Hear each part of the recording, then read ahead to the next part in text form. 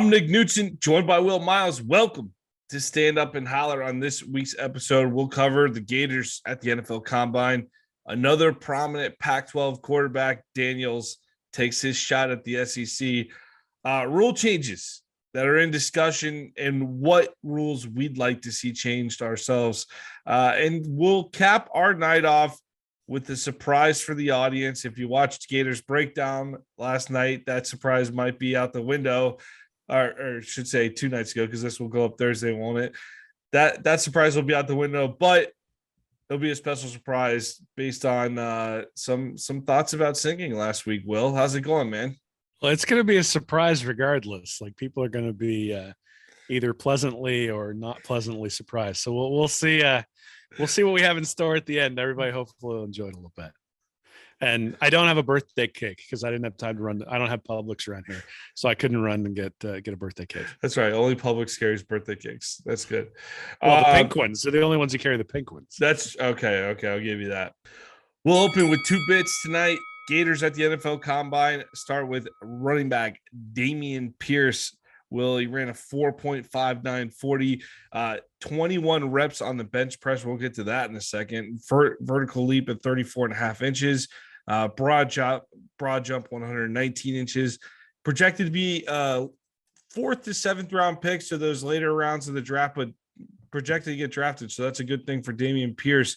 On the bench press, on his last rep, guy's about to help him out. I should say second to last round. The guy's about to help him out. He yells out, "Don't take that, bitch," as he's about to grab it. Ends up getting one more rep. The guy comes in on 21, kind of supports him on the way up, but he ends up getting that 21st rep in. But Damien Pierce showing off that intensity we saw in the swamp on his final Saturday when he ran into the end zone without a helmet against Florida State. Yeah, he's a special player. He's a special player, and interesting. All the time he would go up in the stands and hang out with the band and sort of return things to the fans, I think has endeared him to the fan base. And continuing to go hard even when the season was going the wrong direction last year also endeared him to the fan base. I kind of there's 4 Gators who were invited to the Combine, and I think that's indicative of a few things, obviously. But there have been 15 guys drafted from Florida over the last 2 years, 2020 and 2021. 3 guys in the first round. So CJ Henderson, Kyle Pitts, Kadarius Toney. But then you also got Van Jefferson, who just won a Super Bowl. You got Jabari Zuniga, John Grenard, Michael Pirine, Freddie Swain, Tyree Cleveland in 2020. And then you got Pitts, Toney, Trask, Marco Wilson, Evan McPherson, Sean Davis, Daryl Slayton, and Stone Forsyth there in 2021. So that's quite a haul from a talent perspective. So to only have 4 guys and to have 3 of them from the defense, considering how bad the defense has been the last 2 years, says something about maybe why the offense sputtered a little bit, right? That just, from a talent perspective, that there wasn't a ton of game-breaking talent there on the Gator side of the ball or on the offensive side of the ball. And just to see what the NFL thinks about the Gators kind of gives you an idea of why there were some struggles. Yeah, that's not a biased group. They want to get the best guys there, so they're gonna invite whoever they think is most qualified for sure. Jeremiah Moon, let's go over his numbers. 4.76 in the 40, vertical jump of 40.5 inches, broad jump 133, did 3-cone drill in 7.09 seconds, in the 20-yard shuttle run in 4.55 seconds. I know some of you are listening to these numbers going, what? It's for the nerds. I'm sorry, guys. I'm just getting them out for the nerds here. Hey, but I will say this with Moon. I watched a little bit of his workout. The guy, you hear the saying all the time when they're in Indy, looks good in shorts. Jeremiah Moon looks good in shorts, man. That guy looks like a ball player. Just watch it. He looked like he was getting around the field pretty good. And obviously, we saw him have some good moments at Florida. Big question is whether or not he can stay healthy. Yeah, I mean, so that was a big part of it. They also moved him quite a bit from defensive end to linebacker, and that played a role. I mean, I could even remember in 2017 on the play or on the game where Franks hit the Hail Mary to Tyree Cleveland. I can remember Moon sort of running off and on the field he was playing linebacker at the time, based on whether they needed to cover the running back or not coming out of the backfield. So, he's always had the physical gifts, but it hasn't really translated on the field. And it's not just a matter of injuries, right? It's not like he's been an explosive guy on the field and then he's gotten injured and all of a sudden that's tailored off. It's just, getting off a block, showing the physicality necessary at the point of attack. He is sort of a tweener. So, being a tweener at the college level does make me wonder what's going to happen at the pro level. But, he put up some numbers that are going to intrigue some people in the NFL. And I suspect he'll end up being a late round draft pick, because at that point, it's kind of a crapshoot, right? You're not entirely sure what you're going to get. And so if you have the opportunity to get an athlete, you do that. And, look, I mean, Moon, I think, had 8 sacks in his entire career there at Florida. So it wasn't in the backfield a ton, but he has some versatility. He has some size. 4.76 in the 40 is nothing to sneeze at for a guy who's as big as he is.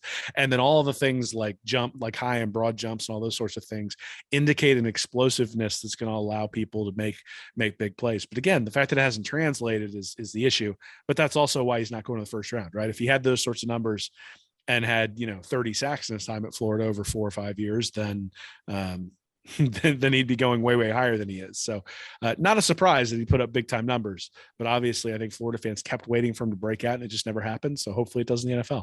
Projected 5th to 7th round pick there for Jeremiah Moon. Like to see him in a defense where the defensive coordinator finds a creative way. He seems like a guy that you can plug and play in some creative spots and find a way to use that skill set. Zachary Carter, projected mid 3rd to 5th round here. He had a decent day here in Indy. 4.99 on the 40-yard dash, bench press 19 times, little on the low end there for Mr. Carter. Vertical jump 27.5 inches, broad jump 110. And again, looking at that mid to third to 5th round pick, Will, but this is a big boy up the middle. Like gotta question the bench press a little bit. You're getting out benched by your running back there, Will. Yeah, a little bit. But again, this is one I think where you got to look at the productivity on the field, right? He was also put in some situations that were not ideal, especially last year in 2020, before Kyrie Campbell came back, where they had to slide him inside. There were multiple times this year where he was either playing defensive end or having to go up against a guard or a center, was able to drive him back and then make a play in the backfield. He was the most consistent defensive lineman for Florida. That's not saying a whole lot, because Florida's defensive line didn't do a whole lot, but 7.5 sacks, 11.5 tackles for loss. He had 5 the year before, 5 sacks the year before, 4.5 the year before that, as a true defensive end, right? So this is one of those things where if you're a 3-4 scheme in the NFL and you need a guy who can set the edge and can give you a little bit of a pass rush, then good, right? But in some ways it's sort of Jermaine Cunningham, but I'm not sure with the explosiveness coming around the edge. And that's kind of what I always felt like with Cunningham. I felt like he had skills, but they didn't necessarily translate into somebody who was dominant. He was good, but wasn't dominant. I think that's sort of the same thing we've seen with Carter. So, but look, Cunningham had a successful NFL career, played with the Patriots for a few years. And so, being a backup defensive end or a special teams performer, or maybe even a starter, is certainly within the realm of possibility for Carter. And coming back for his senior year did make him some money, because I think he was probably an undrafted free agent last year coming out. And this year he's definitely going to get drafted. Last Gator of note up in Indy, Kaiir Elam ran a 40-yard dash in 4.39 seconds. Once a top 10 prospect, surefire first round, right? Now looking more like the second round. Wasn't the best year for Elam. You talk about guys who come back, Carter coming back and making himself money. Elam probably lost himself a few bucks this year. And again, a little bit of the defensive scheme being a problem for him at times, but you talked about it, Will. I'll let you expand on it here, but that Stanford game really stood out to you, and you mentioned that game specifically as a game that probably did not help Mr. Kaiir Elam in his draft status. Yeah, I mean, I'm not sure that helped anybody. I think so. Elam definitely got hurt against Alabama. And so if you look at the tape against Alabama before he got hurt, when he was guarding Mechie, when he was guarding Jamison Williams, I think you say, okay, that's a guy with elite cover skills. There were some phantom penalties that were called in that game against him, but Alabama was not going his direction that much. And when they did go against him, it was one-on-one coverage, and he held his own pretty well. The 40 at 4.39, I think, is interesting, because what that suggests is that his cover skills are going to translate, right? Because you got a guy who's running a 4.4, he's going to be able to keep up with the wide receivers, that he will be able to close gaps in the NFL just like he was in college. And so you look at you look at a situation where in the pros, being a defensive back is harder because they really penalize you for grabbing onto receivers and 5 yards downfield. You got to let them go and all those sorts of things. And so you need a guy with elite speed. So that elite speed is going to help him because, if he'd have gone out there and run a 4.48 or something, then you're like, okay, well, is he able to get away with some things in college and get away with that lack of speed because he's not always facing a burner. In this case, he is the burner. So I think that helps him quite a bit. I think that might help him sneak into the back end of the first round. You look at it, and you say corners are extraordinarily in demand in the NFL right now. So if there's a run on corners, people are going to be like, oh, I got to get one before time runs out. You could also see a scenario where he's still there going into the second day and there are people trading up to get him maybe with that first pick of the second round. Again, he's going to be okay. He's going to be either late first, early second. I don't know that he was going to be much higher even if he had left last year, but he couldn't leave last year, right? Because he was just a sophomore and so had to put this year in. Unfortunately, got injured against Alabama, and then I think had sort of an up and down performance from there on out. But you look at the film from 2 years ago, you look at the film up until the Alabama game, very, very solid guy. Confirms that with the speed on the field with the combine. So I think he'll, to me, that's always the thing with corners. A lot of times you see guys who are good corners in college who then don't run real fast at the combine. And, the Jordan Davis running a 4.7 or whatever he ran is fine at 341 pounds. But that's not what he's going to be doing in a game, right? Mm-hmm. He's not going to running straight line 40-yard dashes is something that Kaiir Elam is going to do in a game, right? He's going to have to cover guys going deep. There, it's really important, and he was able to sort of show that. So that's good.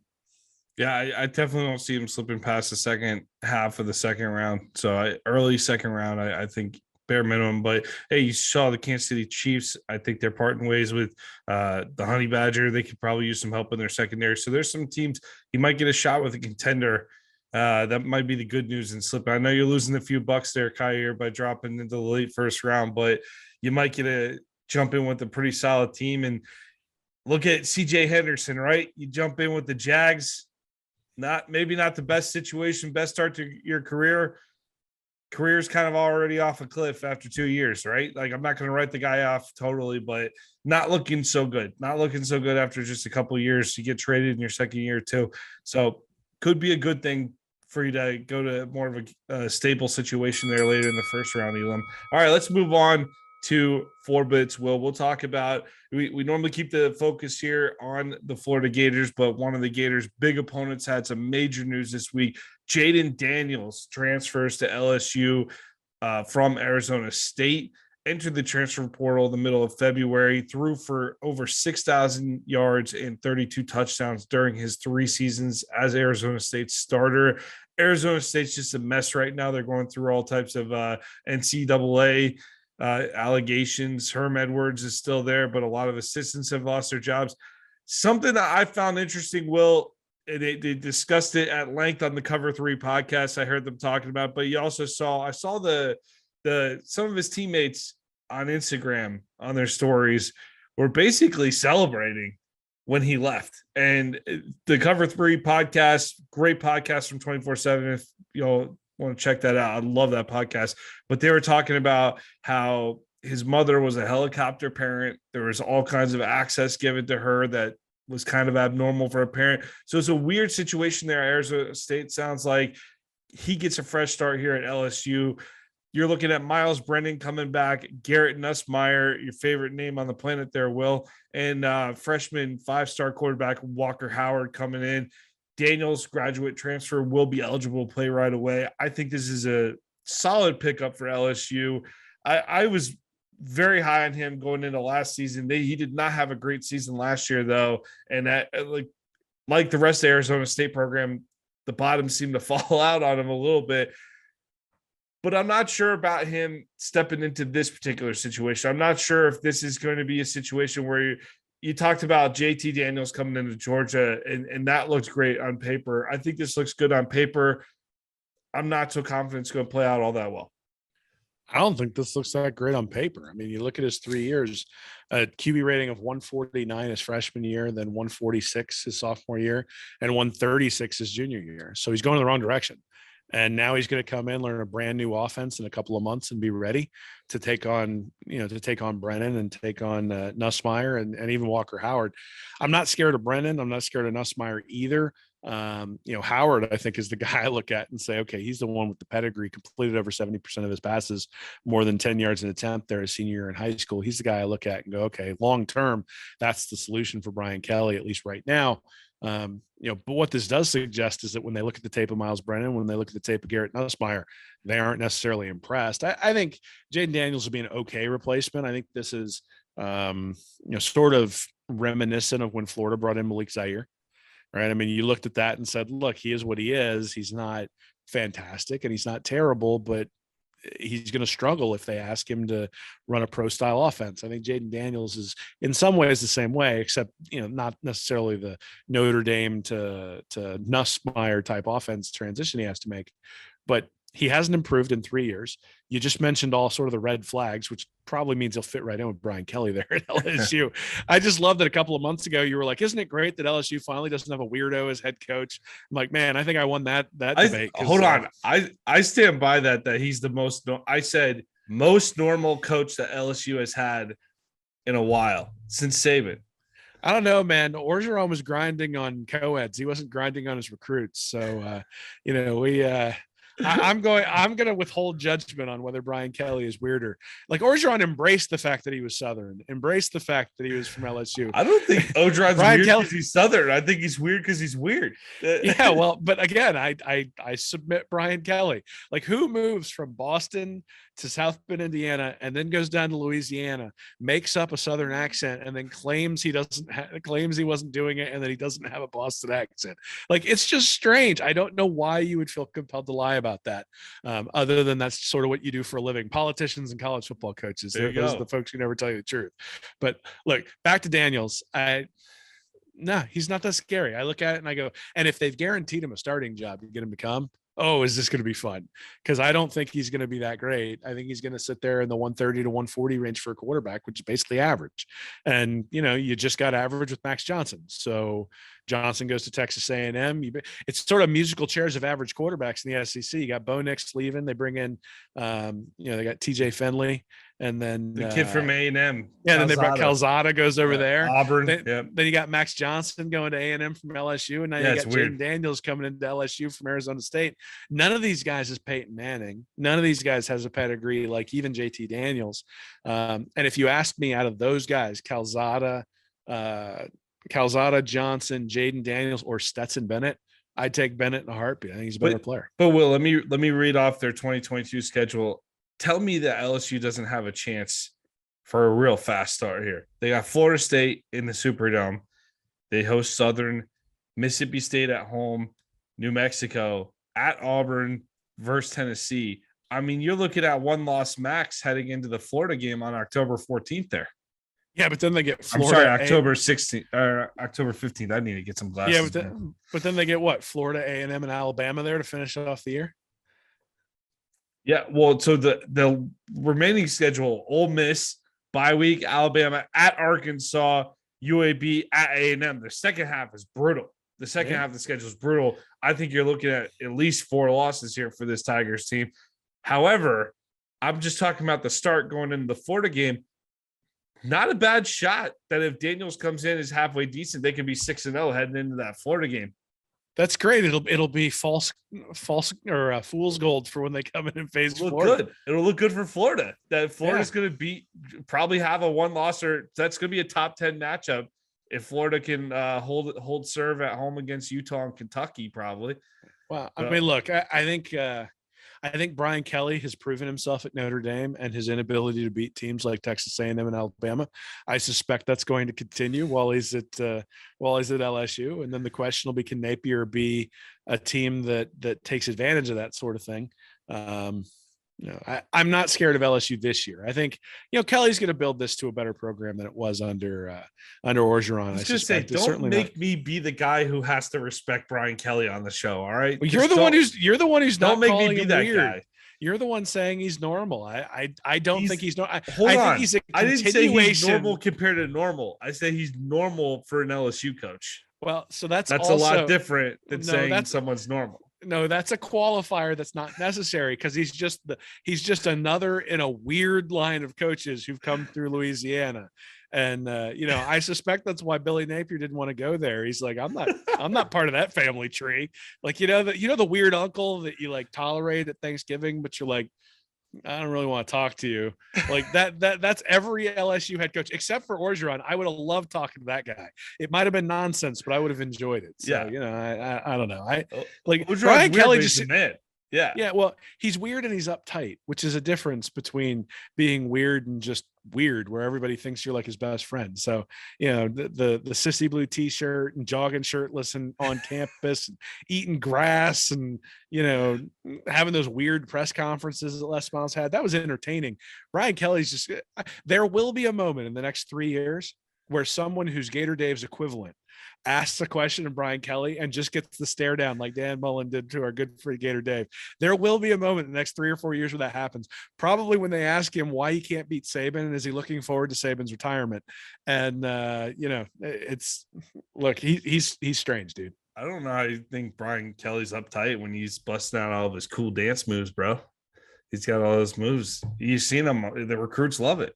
They're eating it up. They're like, hop on the wheel with me, coach. You're not seeing too many videos on the wheel anymore, are you? Yeah, I'm going. I'm done. Next. 6 bits. What rule changes do you want to see ultimately here? We that'll be the ultimate question, but the NCAA, they're proposing rule changes, including reviews of second half targeting calls and players faking injuries. Basically, they want to be able to the injury conversation is interesting, but we'll start with the proposed rule change that will allow conferences to appeal targeting fouls that were called in the second half of the game in order to avoid the carryover penalty of sitting in the first half of the next game. I mean, to me, I think this is an acknowledgement, Will, that this is a dumb rule of targeting, because if the conference is allowed to overturn a targeting call to allow someone to play in the next game. I can remember, I forget the exact player. Was it Devin White for LSU? It was a linebacker. It was a significant starter on where they were playing Alabama a few years back, where he was gone in the first half because of a stupid targeting call. I believe it was against Mississippi State the week before. But he had to miss the first half of the Bama game. So why would a conference want to overturn those type of calls? So that they don't have superstar defenders on the bench to start a very significant game the next game. So this makes total business sense. It also makes total business sense, Will, to not throw players out of the game at all and just penalize them 15 yards, because no player is going to be headhunting if they're like, oh, it's just a 15-yard penalty. Do you see these coaches? They freak out every time there's a 15-yard penalty. These guys aren't trying to get 15-yard penalties. I don't know why that's not enough of a deterrent for a targeting call in the NCAA. It's overboard. Because it's a business decision. Because when you're not paying athletes to play and one of them suffers a head injury because somebody was headhunting, you have to say you did everything you could to prevent that from happening. Like, the reason that the targeting rule is not applied in the NFL is because those guys are getting paid. They're employees. They get workman's compensation. They've negotiated things in the collective bargaining agreement to take care of players after they're done playing. If they have neurological issues or if they have just any health issues whatsoever, those things are covered in the collective bargaining agreement. Guys get pensions, all that sort of stuff. None of that exists at the college level. And that's the reason they've got the draconian targeting rules. I mean, we can talk about, should it be a yellow card and a red card? I think that probably makes some sense. But the reality is that, but look, common sense says for the game's sake that you need to make some adjustments so that you can take intent into account and all that sort of stuff. But I'm telling you right now, this is a money policy. The reason that targeting exists and the reason it exists the way it exists is because they want to keep Congress out of it. And so if they make that less aggressive, if they pull back on the targeting significantly beyond just like a press release on Wednesday after the game that says, yeah, that guy can play in the first half next week, that was actually wrong. If they pull back even slightly, I suspect that legislators are going to start getting involved, because it's a it's a can't miss prospect for a legislator who comes in and says, we got to protect our children, and we got to make sure that these people who are not getting paid to play, or at least not getting paid bargained wage to play, and don't have workman's comp and are not treated like employees and all that sort of stuff, it opens up a Pandora's box. Pandora's box nobody's going to want to open. So we can talk about the rule change. They can make slight changes around the edges, but that targeting rule is not going anywhere. And the other thing is that there has been a significant decrease in the number of just explosive hits across the middle. The only one I can name in any of the Florida games is when Scene from Georgia hit Pitts a couple years ago. Mm-hmm. But that's the only one I can really remember where it felt like somebody really got headhunted on a ball across the middle. How many targeting calls are the result of the ball carrier lowering their head at the last minute and just being impossible for the defense to adjust? Yeah, I'm not saying that it's a good rule. It impacts the game too much. It's the dumbest rule in college football right now, and they absolutely need to change it tomorrow. I'm not disagreeing with you. I'm saying they're not going to change it for the very reason that you said at the beginning. You called it draconian. You called it draconian. It was a business decision, but can we acknowledge that it was implemented at a time when football was having a reckoning about the head injuries, and it was maybe a bit of an overreaction? And we've lived through the time where the overreaction has occurred. We've seen the results of the rule, and we can at least deem that it's easily one of the dumbest rules in football right now. I'm okay being tough in protecting the head and enforce the rule all the way. Call the 15-yard penalty all day. Or even, like you said, a yellow card, red card type situation if you want to really be strict about it. But, hey, look, the automatic ejection, and then the second half, you're gone for the first half of the full game penalty is crazy. I agree with you that from a game quality standpoint, the rule is terrible. But what I'm telling you is that rule wasn't implemented because of quality of game. It wasn't even implemented because of player safety. It was implemented because there's a Supreme Court right now telling these guys they need to change their business model. And the more they allow legislators and lawmakers and even players to put lawsuits forward that then end up in front of these judicial systems, that the more they risk having their business model change. And they don't want it to change. And so you're talking about some of the most risk averse people in the world who are sitting there up there at the top, but risk aversion from the standpoint of let's not open. We know we're doing something. But then why propose? Why propose? Your argument loses steam here because there's a proposal on the table for conferences to overturn second half targeting calls now. Ain't gonna pass. If it does, I mean, I think clearly there's enough steam behind it that they're talking about it, that they're working toward it. I think that's an acknowledgement that the rule itself is too much. So it could be that it was. I mean, we seem to agree overall, but by your argument, if it's purely a business decision, why are we even having the conversation about conferences having the ability to overturn? Because I think they believe that if the conference has the ability to overturn it in the middle of the week, that they can justify the overturn, and that doesn't open them up to legal issues, right? It's that guy hit him with his shoulder. It was a bad call, and we're going to overturn it, as opposed to if you allow, they do the reviews every week too. I mean, at the end of the day, they overrule targeting calls on the field as well. And that's a new development, right? It used to be they would call it and then you were out regardless. There wasn't like a review process. Then they put the review in place. And now this is just a secondary review. I think you can argue that it's a secondary review. I think getting rid of it or reducing the penalty from for real legitimate targeting penalties is a no-go. I don't think there's any chance they do it because I think that costs them money, or I think it potentially costs them money, and none of these people want to do that. Well, this next rule proposal on the table here, Will, is really gonna poke another hole in that caring about the business argument, because they want a process in the NCAA to report and investigate concerns over teams faking injuries. Being given an injury timeout when there are faked injuries. So they want the ability to call BS on players being injured on the field, Will. The number one concern is player safety and health, but we want to call out those fakers. Only heads. Right. So eventually you get to a point where you have to fake a concussion. Exactly. They're going to start faking concussions now. This is so stupid because this is such an easy thing to fix. If you're injured, you're out for the series.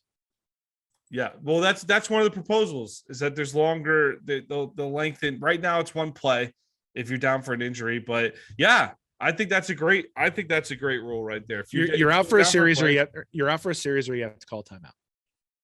Right? So if your quarterback gets injured, you call timeout, he can stay in there. If your quarterback gets injured, you can't have him in there 2 plays later. You gotta you're out for the series, or you're out until there's a first down or something, right? Like you can set it to where there's an opportunity to penalize teams for having an injury and force them to have the kind of depth that you need for those sorts of things. If you penalize them for a series, would players stay out there and try to play through more things if they know they just can't come off for a play, and you're putting players in more danger that way? I mean, so look, you got to decide what you want. You got to decide whether you're going to because I mean, look, you make the guy come out for a play. Like, what's the difference between extending it to when there's a first down, right? What's the difference between extending it to a series? It's just a matter of degrees. You're already making the guy come off the field for a play when he's injured. Same thing when guys' helmets pop off, you make him come off for a play. Mm-hmm. Like the idea that this isn't something they're already doing, I think is false. I think they're already doing it. They're just not extending it that far. And maybe it's, if you really wanted to get detailed, maybe it's, when someone goes down with injury, then somebody has to be out for the entire series who was on the field when the injury occurred. Right. So if you want to sub back in your quarterback, that's fine. But now all of a sudden your left tackle's out. Or if you really want to make it interesting, let the defense choose. Like, if you want your quarterback to come back in, the defense gets to choose who sits. It'd be like LeBron and Durant picking the All-Stars the other day. Look, there are creative ways to do this that don't involve, looking over the sideline, seeing a coach go like this, and then the middle linebacker going down like he got shot. And if you just want to review it and penalize people, that's fine. But how do you do that, right? I mean, you just can't unless you just say, look, we're going to put a rule in place that forces you to have depth. I'd even be okay. Just make it the defense. Because it's the defense that's the one faking the injuries. The offense isn't faking injuries. So just let the defense. You got to sit out someone on the defense has to sit out for the series if there's an injury. Yeah. And so we're going to go way overboard on the one hand of protecting players from head injuries by basically making a guy miss an entire game if he slips up and a guy ducks his head too early or something like that. But on the other hand, we want to be able to call out those guys who are faking all those injuries. I gotta be honest, man. Hilarious. I don't think there's really a need to change either of these. I think the targeting rule is what it is. We know what it is. Well, there is a need to change the targeting rule. Nah, you understand the rule. Just play within the rule. It actually has reduced the amount of head injuries quite significantly, and that was the overall goal. This one, again, it's ruining the aesthetic a little bit, but the gamemanship is kind of fun. The only thing is it's a little bit disgusting when everybody boos the guy as he comes off the field when he's limping, because sometimes people are legitimately injured. So then you're like, all right, I feel kind of bad, like sitting here in the stadium while everybody boos him. The rule they need to change is they need to move the bowl games to be the first game of the year. Like, just, carry him over, have him be the first game of the year, have that be the way everything kicks off. You get a big game to start every year. You do it over like a 4-week period to start out the season, or 3-week period like you do during the how would you select the bowl games in that situation? I think you do the same thing you did the year before, right? You got the national championship tournament, you play that out, and then those teams don't have the bowl game to open, and then everybody else, you play the Cotton Bowl or the Orange Bowl or whatever to start the season, instead of doing it where nobody gives a damn, right? So that game against Oklahoma a couple of years ago would have been the opener to the 2021 season last year. Can you imagine how exciting it would have been? Would I have gotten tickets to go travel in August or September down to Texas to watch Florida face Oklahoma in the Cotton Bowl to open up the season? Yeah. Would it have been really cool to have had like 8 straight bowl games like that to open up the college football season on a Saturday? Like, just own it. The week before the NFL starts, Saturday, Sunday, Monday, whole day full of football games, bowl games, all the way through. And that kicks off your season. Everybody has a bye week the next week when the NFL kicks off. And then you start the actual regular season the week after. That's the rule change I want to see. Well, plus if you lose the bowl game, you could just be like, oh, that was a preseason game anyway. That's all we were doing. Go with the Dan Mullen Cotton Bowl argument. It's a preseason game, guys. Don't get excited about it. No, thanks. All right, that's through 6 bits here. We're gonna move over to $1 Before I do, just want to give the stage to Will Miles here to set the stage for our fans here real quick. Last week, we were introducing the Florida State birthday song, and I happened to make the comment that, hey, no offense to these guys who are terrible singers, because Will and I would be terrible singers, but apparently I did give offense to Will specifically because he said, speak for yourself that you're a terrible singer. So, put him on the spot. Said, let's see you sing. And here we are. To his credit, he's going to step up and accept the challenge. But I want to give the stage fully to Will here. We're going to do this a little differently for $1. So before I sign off and give you the full stage here, Will, you got any final words tonight? I gotta say, I'm just happy I'm not singing happy birthday. That was really my goal. I didn't want to have to sing happy birthday to Cormani McLean last week. So, but enough people have asked, enough people have said they want to hear me sing. So comment away, give me some crap. I'm sure I'll get plenty of it, but enjoy, because this is probably the last time you'll hear me sing. But and I will give my feedback on the next episode. I'm not going anywhere on that. You will hear my feedback on the next episode. But that's 2 bits next week, so we'll have to set something up so people can. You know what? You should just read the comments next week as 2 bits of everybody ripping on me for what this turns into. Will, the stage is yours. Enjoy, everybody. Go Gators. Hey, everybody. Hopefully you have a good time with this. Nick and I enjoy goofing off from time to time, especially during the off season. Certainly tell me what you think in the comments. I'm sure it'll be awful, and I'll enjoy every one of them when they're awful. Make fun of me as much as you can, and then make sure you suggest what you want Nick to do so that we can make fun of him too, so we can all be one happy family making fun of each other. So no self-respecting Gator fan is going to do any song other than Won't Back Down. Nick challenged me last week, and this sort of fits that bill. So go Gators. Hopefully you enjoy it.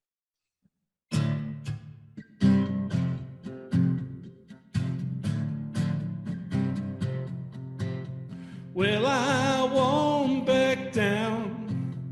No, I won't back down. You can stand me up at the gates of hell, but I won't back down. No, I'll stand my ground, won't be turned around, and I'll keep this world from dragging me down. Gonna stand my ground, and I won't back down. Hey, baby, there ain't no easy way out.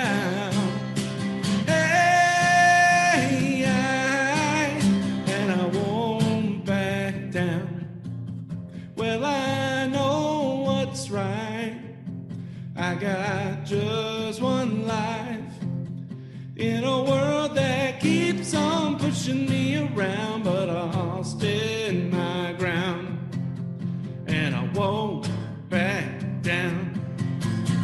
Hey, baby, there ain't no easy way out.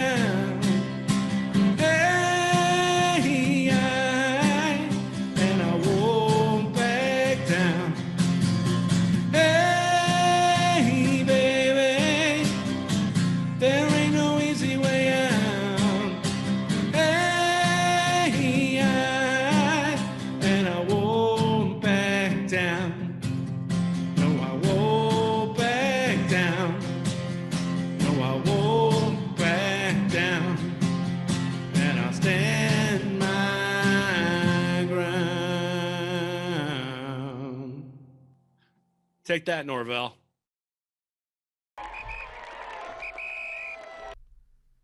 Thank you for watching this episode of Stand Up and Holler.